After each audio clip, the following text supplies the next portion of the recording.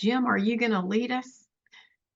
Um, well, I can. I was Please looking at do. the agenda and maybe Jennifer could take the first couple items. Mhm. Um, does that sound right, Jennifer? Sure. Um, yep, absolutely. First off, we have been Thank putting you. out a monthly newsletter. You all are included on it. There are other people in our network across North Carolina who are included. We are building a network of faith leaders, local leaders who are going to help us message and get in front of misinformation and be part of our support of democracy, of peaceful elections, of not harassing election workers and all that. So we're doing a number of different things with what the Carter Center is doing. The Election Commission is just one of them. So you've all been added to the newsletter list. Next week, there is a conversation with a faith leader in Northern Ireland who was instrumental in helping bring the warring parties, I mean, literally warring and killing each other during the 30 years of the Troubles, able to bring them together to find common ground. And he's going to have a conversation with one from each side about how they found that common ground. That's next Wednesday at 3 p.m. And that was in the newsletter, how to sign up for that. Gary Mason is his name, and he's got a nonprofit called Rethinking Conflict. And part of our work on the Election Commission is to restore trust, support bipartisan administration of elections and peaceful elections. And connected to that is getting past the polarization and conflict that we are seeing more and more in our communities. So that's just something that was in that newsletter. There were other things as well. Paul Cox's update, if you all weren't able to join that, the General Counsel for the State Board of Elections gave an update on which of the election laws are in force. We know voter ID is one of them, but there are other aspects of poll observers, when you can get your mail-in ballot in, that have that legislation is in force and in effect. And so he gave a great update on which of those things have changed and which of them are still pending. Obviously, we know there's some lawsuits pending about voter ID and about redistricting, but the voter ID is in force, as are some of the other rules. So there's also a link on that newsletter to that update from Paul Cox. So did everybody get the newsletter? Did anybody Mhm. not get it? I got it. I don't Okay. remember receiving it. I'm connected by my phone. I apologize. I just got out of something and I'm on the road. Okay, But this Steve. is Steve Duncan. I just I don't remember receiving the newsletter. I may have and just missed it. Okay. Well, if you don't have images blocked on your email, it has a big blue, red, white, and blue banner with that same symbol you see that Rachel has for the North Carolina network. But it's the same kind of format, and that would be the top of the newsletter. So, Steve, we can resend that to you. Somebody else And recommended. I'll look for it. Okay, it comes from Rachel. Um, and I think it's just called news and updates or something. Does it say network updates? I think it's Yes, media that's literacy workshop. Is that it? that's it. Yeah, I Network got it. updates. I got it. Good. Excellent. All right, so that's good information. We're only doing it once a month, but it does give you a sense of all the things that are going on to support democracy. And you are welcome to join any of those items. The second thing on our agenda, so that's the check-in, the monthly newsletter, presentation from election directors. So a number of our committees, and that's the beauty of being one of the steering committee. I could join many different committees. A number of folks want to hear from our election directors after the primary. We know a little bit from the 2023 elections. We had municipal elections. We know a little bit about voter ID and how it worked. And there's a great article from Steve Harrison that gave kind of an update on Mecklenburg. Rachel, we can put that maybe in the shared drive. But it would be helpful to know from our election directors after the primaries what worked well, were there any problems, and sort of get a debrief from them I think that will inform some of the priorities we might place in what we're looking at, and some of the possible recommendations to see, was it helpful to have observers or not? Was voter ID an issue?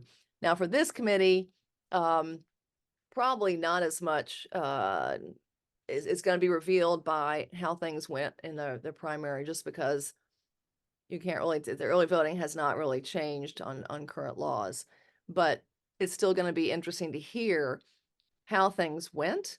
And certainly other committees have a great deal of interest in things like, having observers, and is this going to, help with the trust, or is it more confusion and intimidation? What is kind of the feeling after that? So I'm talking with Karen Brinson Bell and Paul and Pat, folks at the State Board of Elections, and they are suggesting a debriefing the week of March the 25th, but they said that later in the week was better.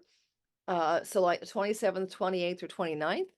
And I can check with this group real quick. Does 4 o'clock usually work pretty well on that Wednesday, Thursday, Friday? And I could give them those options. Is that a good time for most folks? I'd prefer not Friday, but Wednesday, Okay. Thursday are great. Super. That's helpful. We're going to ask other committees as well, and obviously we'll record whatever we end up with. But it is nice to be live, because then you can get some questions asked if you if you're joining live. All right. Well, we'll let them know then, like 4 o'clock on that Wednesday or Thursday might be a good time, and we'll let you all know what they tell us. The certification of the election primary is March the 5th. Certification, I think, is the 15th. And then they have a little bit more to do. And that's why Karen suggested the week of the 25th and the later part of the week. I think the 25th is when they present. I can't remember what it is. Anyway, we also, by the way, I should have looked at it a little more closely. We put the some important election dates in the shared drive to look at when is certification for November, when do electors get chosen, when does inauguration take place? Some of those key dates in the election process, those are in a document in the shared drive as well. So we'll be looking more about looking at those more later. But I'll let you know when that debrief is available. Okay. All right. I think the next thing is updates from folks from previous. So Jim, back to you, Jim and Karen. Well, I think Steve is next on the list, and since you're on the line, do you want to talk about any questions for the poll you were going to come up with? I sent those to you. Oh, Like that next Monday or something. I sent it as a PDF. Did you not receive that? Did you copy Rachel on that? I don't remember who all I sent it to. I had like a primary question and a if yes, if no attachment. And then I had a secondary question and a third question. The way it worked out was there were 4 questions. Well, one of them was if yes, follow-up question, if no, follow-up question. And I'm on my phone, and I apologize. I don't have access to that. I have it saved on my laptop. I don't have it right in front of me, and I don't know if I can put my fingers on it real quick. I don't know if anybody else has it. This is Rachel here. I have it. Oh, good. So Rachel, could you start the questions then? Just so the group hears them. Let me see. I'm going to try to share my screen. Right here.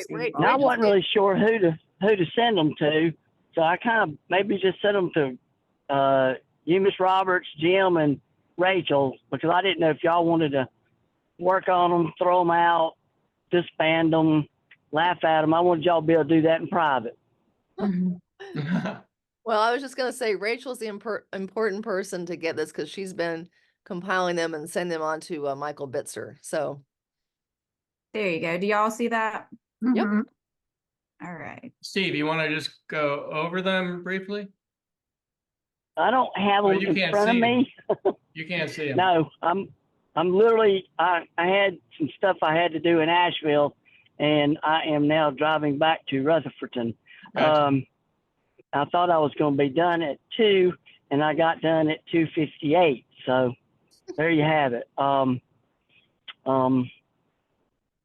Well, Basically, I wrote you, I guess I attached some commentary on the beginning or the end on my various thoughts about who would be the appropriate groups to interview and all that. I think it's pretty explanatory what I was trying to achieve with the questions.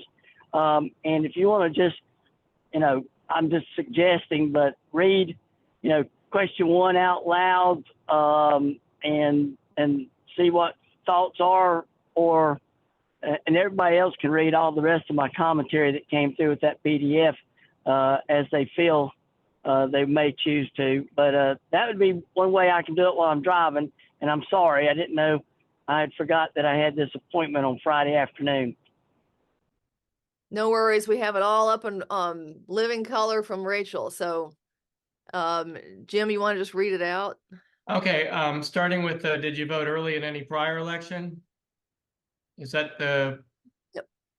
Okay, and if yes, or the second part of the question, I guess, is early voting begins 17 days prior to election day. Would you be in favor of a shorter or longer voting period? And then it gives them a choice of how long, 4 days to 10, 11 to 20, more than 20, or none, essentially. Let's see. Can you scroll down, Rachel, if you're driving this? The second question would be about the boards of election in each county have some discretion in the number of early voting sites established and the hours of operation and the days they'll open. Do you feel that all counties should have similar standard guidelines for the number of sites established and the same hours of daily operation in the same days of the week? Yes or no? For people who answer yes, would you favor early voting election sites being open just weekdays plus Saturday, all weekdays plus Saturday and Sunday, all weekdays with limited hours on Saturday and Sunday? If people answered no, what concerns do you have about standard guidelines for all counties? The concerns could be that it costs the county more than the county can afford. Counties are all different, and each board of election can best decide what's best for them. Or I'm opposed to early voting and believe that enough sites should be established to allow all voting to occur on election day. That sounds familiar. I hope so. It does. Well, What do you all think about this? Well, I'll just offer one comment or two on it. What I try to do is I try to take it from the perspective of a clean slate and start off with, have you voted? It'd be nice to know that the voter that is being interviewed has actually participated in the voting process in some manner, so that there may be some different opinions based on first time or very recent voters versus people who have voted in this type manner before. And then from there, I was trying to break it down to, well, what do they think? And I took those things as being various time frames that people had talked about at one time or another as the range, whether it be no days, 10 days, 11 to 20, or greater. Those were various number ranges that I had either read or been in meetings or heard discussed. So I just used those to get a feel for their thoughts.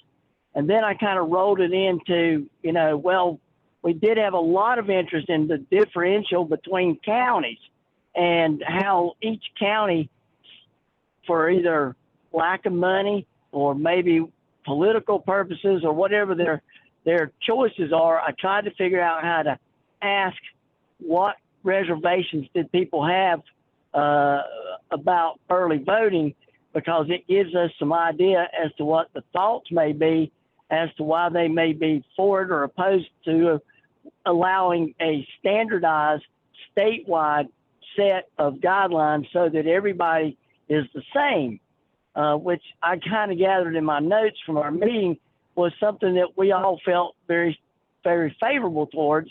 And so I looked at that question as an opportunity to not just get a reading, but maybe help us design or develop the type of public relations materials necessary to encourage the state and the public to support the state at some better standardization county to county. So I kind of was targeting on that one, that outlook. And the fourth question, I can't remember. I got the first three, but what was my fourth question? Hello? I think Yeah, that, we're looking. I think that I'm was sorry. all. I think Did I? you kind of hit What on was them. Okay, well, I thought there was something a little different I was seeking in the fourth question. I cannot remember. But if I got them all, my memory was serving me well after having all this stuff pumped into me at Mission Hospital for an hour. So I guess I did remember better than I thought I would. I think you kind of covered the bases. I mean, the questions look pretty good to me. What do other people think? I agree. I think they look good too. Yeah, my only concern would be, does it really make sense to have all of the counties have to be the same simply because across our state we have counties that have so few people and so don't really need maybe a lot of different sites or, so that would be my only concern. I think all the other items, make sense to me. And it would be very costly for, say, a very small count. It might be large in land mass, but very small in population, and it might be very expensive for them to have, all the same requirements from the state. Well, I think that's good for debate, but if there were some standards created, I would hope and would consider recommending that it be based on, to some degree, on some population, so that the smaller you are, the less number of sites you might be required. But Right. that's all open for debate. We could maybe even come up with another item that they could choose on there.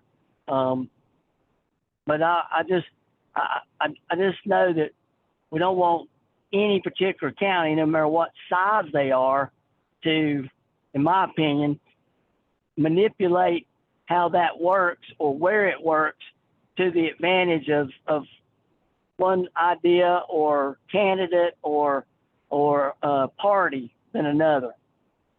Yeah, I think that's good.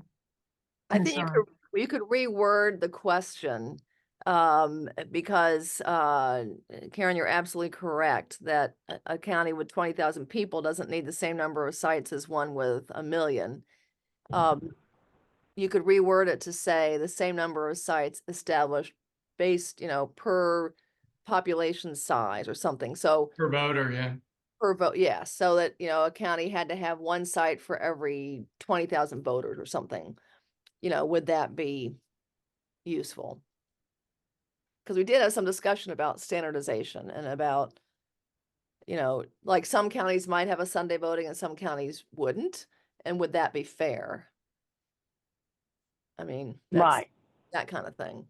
We have a question from somebody here about, has there been any state policy proposed around these changes in the past? I don't know, other than, they tinkered a little bit. They've tinkered, I think, with the length of early voting a little bit. And they made a few changes this past year, but I'm not aware of any others since early voting started. Maybe somebody else is. Well, I'm not. the weekend voting has gone back and forth.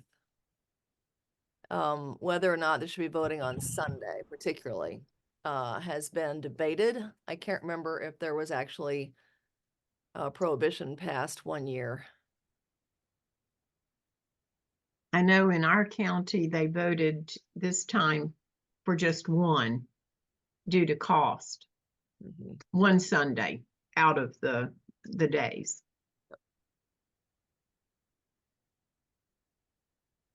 Hey, Jennifer, when is this poll supposed to go in the fields? We heard the results are going to come back in April. So I would say sometime in March. How are we going to get the poll to the people? Oh, we're What's not the going to do it. Luckily we've outsourced that. Okay, Elon and Meredith and Jim, you probably know the two other colleges that do this on a regular basis during elections. East Carolina does it, I think. East Okay. Carolina. Yeah, there are 4 colleges that Michael Bitzer is in touch with who always work with him on some of the questions. And so he's going to work. He's collected all the questions from our 11 committees, and he is going to work with the pollsters because they're the experts in like how long a poll are people going to answer and how do you word it and whether it's multiple choice or fill in the blank, all that. They're gonna finish that and get that out in their regular routine of doing it. So we're just submitting questions for them, hoping that they make it into one of the 4 polls, and then we'll get results in April. Well, what do you think of changing that one, Steve, changing the one recommended question about county uniformity to do a per voter per capita, changing the language somehow like that? I think that'd be fine. I was trying to keep it as broad as I could to give the responder the ability to say, well, I think that'll cost too much, or I was trying to keep it based on things that I did hear during debates when I was on the Buncombe Board of Elections. We had a number of very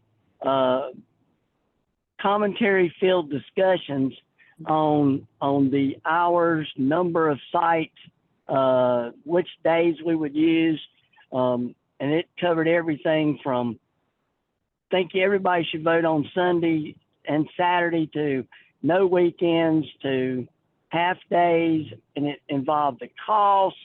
So I was just going off of that and trying to create. Now, the only hesitation I'd have to see how it's worded. I would not want it to lead someone to an answer. And if you're too specific with why they may have reservations on it or some thought process there, if you offer them specificity, getting them to check that box. Yeah, I think the per capita though is just a common sense clarification. Well, I'd like to see how it's worded. Yeah, but clearly nobody thinks Yeah. that, a county with 20,000 people should have 200 early voting sites. Yeah. But I can't imagine the state legislature. Well, I can imagine them doing about anything, but I can't imagine the state legislators creating a standardization that doesn't have a slide rule on it for some measurement of how much or how many sites you would be required to have. Because I think they would have at least 30 counties pitch all kinds of cane to them that they don't need but 1 or 2 or 3 sites at most. Maybe we could just leave it general and just send it on and see what they say. Send it to Well, them. I just hate to give anything specific. Anytime I've seen a poll that had specific options provided that are not a wide range or something like that, I can many times tell who was preparing the question and what answer they were looking for. Well, Jennifer said there are 4 polls, right? So we could just ask a general one on the first question if we get it on the first poll. And if we have to tinker with it later, we can. Well, and the other thing is, That would be good. my guess is that the polling experts are going to change it based on what they know people answering the poll will understand. Right? Yes, they will. We're offering suggestions. What ends up in the poll may or may not look like this in any case. So, you know, we can certainly pass that along and they will put it in the exact format they know works. I think that's a good idea. Yep. Okay, I can't see the agenda right now, but and Leslie was not going to be able to join us until 3:30. Steve, did you have another thing to talk about? About asking the Rutherford County Chairman to come in or something? Oh, I did not get in touch with them, but I am supposed to sit down with no relations, Corrine Duncan, the Buncombe County. She has actually been engaged in some type of research or participation with the Carter Center, and she and I were going to meet today, but because of my appointment, we've rescheduled to next Friday morning, the 1st, and I was going to ask her some of my thoughts and questions, but I was going to see if she'd be willing to participate with our committee. And she had great comments about the Carter Center and her experiences, so I think she's all in. But I was going to talk to her about it in person. I'm more convincing in person, I think, next Friday. Okay. And I can still reach out to Rutherford County, but I got to thinking about it. Rutherford County is not very diverse in a lot of ways, and it is fairly one party dominated. And I knew Buncombe may be one party dominated too, but it does have a whole lot more diversity. It has a greater sense of voter and activist participation. And she has, you know, close to 100 precincts that she can draw experiences from. And so I thought she would be a better person to talk to than the Rutherford County person. Okay. Great. So you're going to follow up with her? Yes, I will do that, and I will see if she'd be willing to meet with us by Zoom or something like that. Well, thank you. Well, let's move along. I don't know if Leslie's on here yet, but Brandon, you have something? Yeah, I was able to reach out to our data director, and they said they reported all the information to the voting hotline. And I'm still trying to figure out if we can get some information, because pretty much all the information that we had was sort of handwritten with our captains that were working the early voting sites. So everything they reported was to the voter hotline. So it wasn't like they didn't have any database where they actually collected the information themselves, because they just wanted to utilize the hotline to make sure it was all taken care of. I still am working with the data director now, just to try to see if they have anything that I can have for the next meeting as well. So hopefully I'll be able to have at least the amount of infractions that were at least reported. Our executive director, we don't have our administrator assistant is out right now, so it's been a little hectic at headquarters. But by the next meeting, I should at least have the total amount of infractions that we occurred during the last voting cycle. Do you think there's a lot or a little? I think it's a lot. I mean, in Mecklenburg County, I know we had at least like between like 6 and 7. I know for sure, like one of the sites, I had one report that I personally had when I did the University Coles location, and it was a gentleman that walked in with a firearm. He had a firearm on the side of him, and he walked in, and I said, "Whoa!" And one of my college fellows was a little intimidated. And after he walked in and walked out, I went inside and spoke to the precinct judge, and I said, "Hey, he was able to bring a firearm. Isn't that voter intimidation?" And he stated to me that since the University Coles is a private location, it's not like a library, because we did the Independence Library, we do West Boulevard Library and the Allegra Westbrook. At a public library, you can't bring a firearm in anyway. But at the University Coles, since it wasn't a public government facility, that he was legally able to bring his firearm into that location, which was really sort of extreme. And we reported that to the hotline. I just never was able to get like a a reference. I did speak to another precinct judge at one of our other locations. He did agree with me and said that even if it wasn't an early voting site, you wouldn't be able to bring a gun inside of here because it's a public library. But at these extra sites that they're renting out, you know, they're public locations, so they can pretty much do whatever they want. I'm not sure that that's true. And one of our election directors would be able to answer it definitively. But from what I understand, hearing Michael Dickerson speak in the past, when you are renting to a public function like voting, then the rules that apply to voting sites apply to your private location. Wow. So, but again, I think Michael that is Dickerson the case. can answer that for sure. Yeah. Mayor, I think that's the case because I helped to secure, since I'm in real estate, I helped to secure a number of early voting sites for Buncombe, and that was our understanding in every instance. And when I talked to some of the actual property owners, that I emphasized that they would follow all guidelines as were prescribed for public buildings. Yeah, if you can get, I if you think can that you're get right. that from it, that'd be perfect because it is a documented situation. We have it on paper. We have fellows that were out there. I even spoke to the precinct judge because it was really sort of scary. I mean, he pulled up and he had it on the side of it, and I was like, whoa.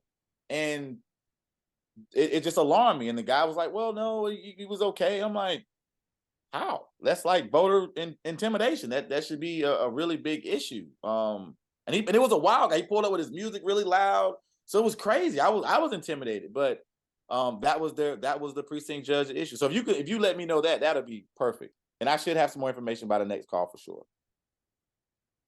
That would be another question for our election directors at the end of primary voting, to see if that happened in other places as well.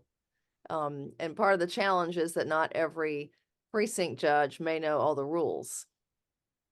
Yes, please add that. Yeah, please add that to your notes or something so we can figure that out. Because like I said, the location that we primarily target are we do West Boulevard, Allegra Westbrook, we do the Independence Library, and we do the Matthew Mintz Hill Library, South Park Library. So those are all public locations. And we've done the one off Carowinds Boulevard, the early voting site, but we didn't have it. We had no issues there. It was just that University Coles location, which was pretty sketchy. And it's actually one of the I think it's like the number one or two.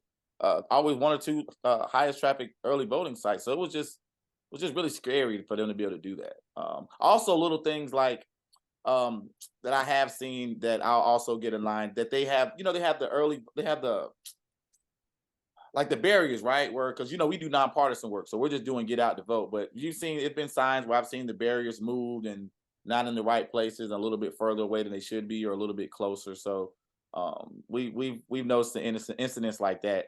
Me personally, that I've been able to notate, but Charlotte's a little bit more progressive than a lot of the other counties. I mean, we have some organizers like in Jacksonville, North Carolina, Onslow County, and it's a lot worse. But Mecklenburg County is a little bit more progressive, so I haven't really had too many incidents, but they're out there. There are incidents for sure. Yeah, that's a serious one. I don't see Leslie on here yet to talk about sort of the state of early voting around the country. Let me talk about the laws that was passed last year, Senate Bill 747, and this is from Paul Cox. Jennifer mentioned him earlier. He spoke on a Zoom call to a bunch of people, probably others on this call as well, and basically. It sounded like a lot of the changes to early voting, there were a lot of changes in the bill, but a lot of the changes that affected early voting were kind of procedural and mainly seemed to involve election officials. One change in the law is that they call early voting now, and not one-stop voting. Challenges, if you're challenging a voter or somebody's challenging a voter, it must be made in person, but it can be made by any county voter. You used to have to live in the same precinct as somebody you were challenging. One thing that affects reporters, which are close to my heart, is that county boards can't tabulate early voting results until the polls close on election day. So that just means everything's delayed by an hour or so. Same day registration. You can still same day register at early voting sites with a proof of residency. And they do a single mail verification before the canvas to verify if you live at the address. They used to do 2 mailings, and now I think they just do a single one. That's all I got out of that call about early voting, per se. Maybe somebody else heard it and has something else. Well, the only other, I mean, apart from voter ID and, some of the things that voters will see is the, rules for observers, that have changed. And observers can move about. They used to have to stand in one area and just kind of watch from afar.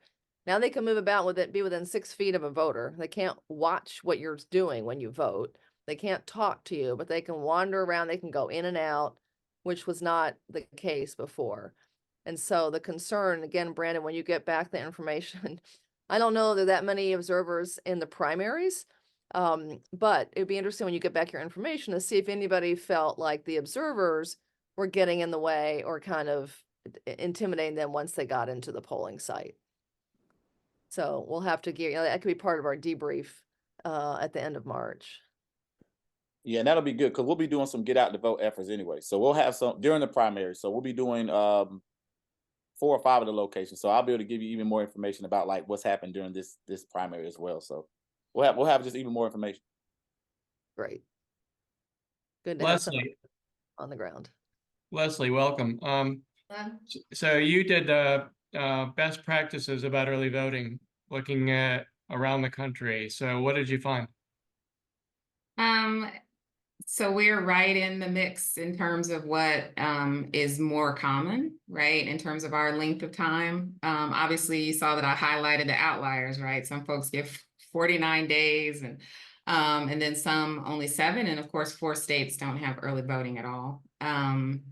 So, I mean, in terms, my takeaway is we're kind of comparable to most states that have it, and that, it seems the length of time seems fair enough for folks who really need alternative opportunities, right? To be able to do it, on the weekend and at different times of the day.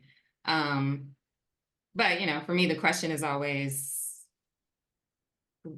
what do voters want, right? Is it serving their needs in the way that it needs to? And that feels like that's the next question to ask, right? So we know that we're comparable to most states that have it. We're not, extreme, we're not too low. We're kind of in a little sweet spot there. But is it still accommodating the needs of voters to get more people to have access? And that's a question. I don't know what the answer is for that. And I'm interested, and this is what I haven't been able to look at. I literally just collecting the data.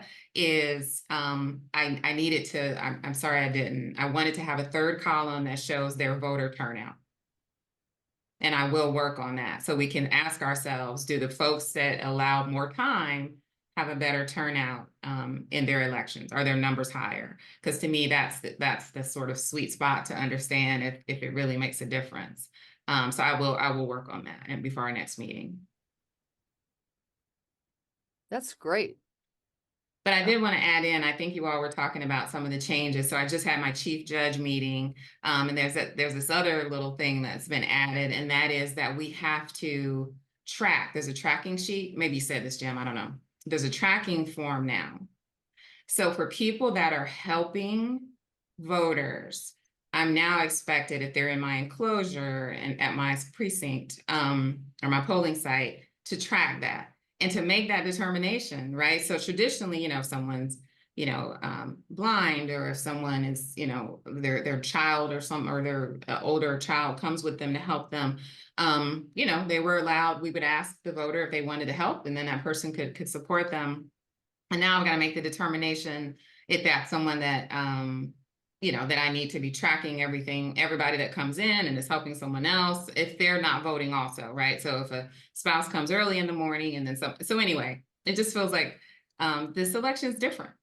There's some changes that are make a lot of work for people that have a lot to do that day. And I'm curious about the end result the reasoning for some of it. Yeah, Leslie, I have a question for you because you just got trained as a judge for a precinct, correct? And so did they tell you if the same person comes in to help 10 people, did they tell you there's anything wrong with that? Like if 10 people from a nursing home or something? Nope.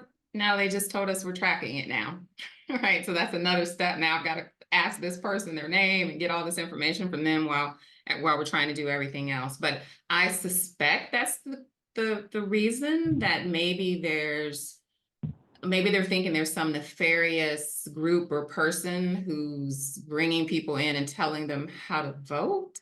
I've never experienced or seen any evidence of that, but I don't know. But I think you're right that I think what is going to show up is someone who does that, right? A nursing home who brings people in and they all need help or something like that. But anyway, just something to think about. Yeah, we had a town hall in 2022 where a number of folks were questioning that ability, and they were upset because they thought that as a family member, they should be the one taking their mother or father to vote and help them make their choices, and they didn't want a nursing home staff person to be doing it, which is a fascinating discussion. But clearly, if the voter chooses somebody who's close by and can drive them and can help them see the ballot. I know my mother-in-law, I had to actually guide her hand because she forgot her glasses and she couldn't see where the bubbles were. When you do curbside, you get a paper ballot. But I can understand, I mean, why, people would question that, but clearly it's allowed. And it's no different than somebody saying, my husband told me to vote for this person or my wife told me to vote for this person, right? It's no different from that. But it is a change. I think that segues into the next thing, which is items for the final report. I mean, I think Leslie's thing about best practices and the length of time we have should be in there somehow. Mhm. What do y'all think? Yeah, definitely. Because that's very wide ranging, and the fact that we're in a sweet spot is at least a little bit positive. Yeah, and our final report can say, here's how North Carolina does it. One weekend day and 14 or 17 days. We think that's great. We heard from voters it was great, both, bipartisan, and we should, some of our recommendation may be no change. And we're going to hear from election directors, right? Isn't that what you said? Like a Yes. post mortem, Mhm. see what they say. They probably like having it. I think they do like having it spread out a little bit so they don't have as much work on election day. It'll also be Yeah. interesting what you pointed out, Jim, about not being able to tabulate early votes. And that could be part of what this committee takes on. Do you recommend tabulating early votes so that they're ready to go at 7:30?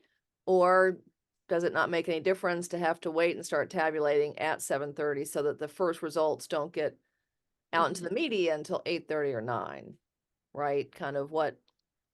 I don't understand the rationale for not doing them earlier. I mean, what's do. wrong with that? Okay, go ahead, Steve. I absolutely do not want one vote tally released until the polls are closed and all the people have exited the polls. Well, they're not released now until polls close, but Right. they're released right away when It's polls already- close at 7:30. When it blows away, and I don't trust that if more than one person knows an answer that it's secure. Okay. Well, that's they the rationale, I guess. You mean if they know the Yeah. answer, but they don't know the answer until 7:30? Oh, I see. So you say that if they begin tabulating at 6:30, even though they don't get the final result until 7:30, they may Leak. He's leak saying it. they could leak. There's only one person who hasn't leaked, and he's dead. It will be leaked. There's too much opportunity There are too many people that would have access to the data. Multiple elected officials in the office, multiple people that help, and you got 100 counties, and someone will leak anything for the right encouragement. Well, that's an interesting concern. I wonder if, since we've had the tabulation of the early votes by 7:30 all the way, in the past, ever since early vote. I wouldn't be interesting to see if that had ever happened, if anything ever had been Well, leaked. actually, in Buncombe County, the tabulations were made, but only data it was all sealed. The only data staff or we had was not how many each vote. We had an accurate count. We had, 2,500 ballots cast and 2,500 tabulations were made, and we signed off that they matched. That the number of ballots matched the number of ballots that were scanned in. But no one knew what the data was. Okay. I would argue for them to be released right when the polls close. I don't think we've had problems with that. And I agree with that. The definition of when polls close is when all the polls are closed and all the voters who are in line have been checked off. Right. Yeah. Right. Yeah. I agree. I think that would be perfect. And with all the technology that we have, they should be able to produce it fairly quickly at 7:30 or shortly thereafter. Actually, I remember in And 2020. I'd like to know then too. Yep. I remember in 2020, they had to hold back 45 minutes because there was one county that opened 45 minutes late. And so they kept voting 45 minutes. Remember that in 2020? And so they didn't release results for 45 minutes. And I can understand that. Yep. But that's not going to happen Yep. for very Okay. long. So back to the report. So the early vote, the length of time should be at early voting. We can talk about the release of the results too, I guess. But what else? Anything else? The days, the weekend days versus weekday. Yes. And that then would be a any good kind of subject. accessibility issues. And well, I guess you could have another category of security issues. How many incidents do you have of people bringing something that makes people feel, whether it's somebody bringing a knife or a gun or whatever to a site or anything else. So I guess security and accessibility. Do people at these rented sites, does everything comply with accessibility for wheelchairs, walkers, physical obstructions? Don't we have another committee that's doing accessibility? Yes, but they're doing, election administration. There's an election administration, and there's also, day of elections. But early voting is a little different because you Yeah. don't have the same amount of traffic. You don't have the same amount of eyes on, the polls. It's a little different. Yeah. And so I think if you want to look at it as a different aspect of day of voting, I think that would be valid. If you feel like there's much of a difference, and again, I think county to county that probably varies. Yeah. Depending on personnel and budget and that kind of thing. I've seen long lines of early voters here in Charlotte, multiple occasions. And I imagine there will be this fall too. Yeah. We have a lot of early voters here.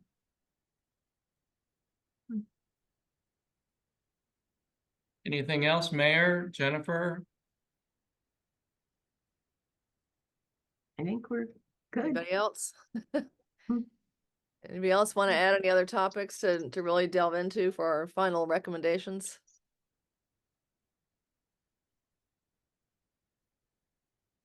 All right. Well, and we have another meeting scheduled, in March, right? The 22nd, March 22nd. 3 to Okay. 4 again. I noticed that our agenda says 4 to 5 at the top of it. I think it's a typo. Okay. No, yeah, that was a typo because the first meeting was I think 4 to 5. I think we just used the Okay. same format. But yeah, it's 3 to 4. So I Um, noticed on the agenda, we also have resources. So are there any other resources that we're expecting to receive by our next meeting? Well, we should have folks checking the shared drive because Okay. I did put a report that it used to be called the North Carolina Voters for Clean Elections, and now it's called North Carolina for the People. But they issued their recommendations for how to improve voting in March of 2023 or March or May of Mhm. 2023. And that's on the shared drive under general resources. The Paul Cox video is there. I can't remember if there are other things that have been added, but we'll try to notify folks and relevant committees when we do add those kind of resources. So it might be in your letter. Oh, you or mean the in the newsletter? Well, the Yeah. newsletter goes to our whole network, so it's not just going to the election commission. But we can send a separate one to the election commission when we add new resources. And it's always good to like, we'll put Leslie's spreadsheet in there. And then when we get the updated version with the turnout numbers, we'll replace it with the updated version. But that's the kind of thing that we'll put under the resources, and we'll put them if they're specific to this committee. Each of the committees has their own folder on the shared drive.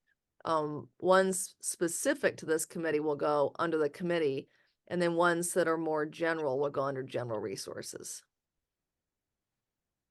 And it looks like we also have questions. And one question that I have is, should we be tracking whether or not the new regulation for having identification, does that cause backlog? Does that, create a reason to have more hours or be open longer? Because obviously it would take longer for people to check. And I think this is our first major national election that's going to affect. I don't know that it made a lot of difference with our current municipal race that just happened, but I mean, I didn't hear anything locally about concerns, but it might, it might slow things down. And do we just want to collect data on it or recommend that?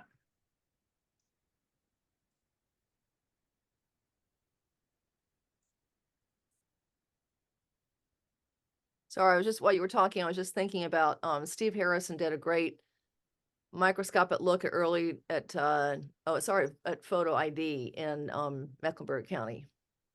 Okay, so So- you might have that in terms of percentages, because you'd have the numbers there. I think the election directors could give us more information about that after the primary. As part of the postmortem. Right. That makes sense. Any other questions? Mayor? No, I'm good. Anybody too. else? This mayor's good too. Well, thank everybody. Thank you all very much. Okay, thank you. See you in a month. Bye. Bye. Thank you. Bye-bye.